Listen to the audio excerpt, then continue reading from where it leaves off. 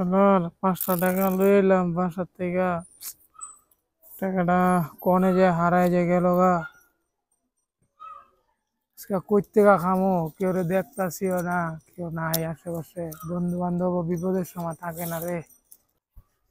Lucky তোর গোপন কথা কইয়া দিমু, ও লাকি তোর গোপন কথা কইয়া দিমু, ও লাকি তোর গোপন কথা কইয়া দিমু।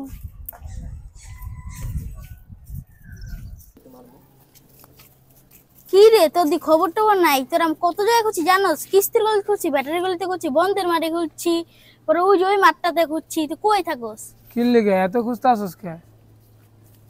আর কইস না রে মামা, কি করু, মনটা ভালো না। বাসার থেকে ঝগড়াঝাটি করে 5টা টাকা আনছিলাম, রাস্তাতে আওয়ার সময় কোনে জানি পইরা গেল টাকাটা। এখন চিন্তা করতেছি যে এখন খাওয়ান বাউন খামো কেমনে, কেউ খাওয়ানো খাওয়াইতেছে না, মন টন খারাপ করে এনে বয়ে দিস। তোর বন্ধু থাকতে তুই চিন্তা করিস কে? তোর বন্ধু তোর আছে খাওয়াইবো।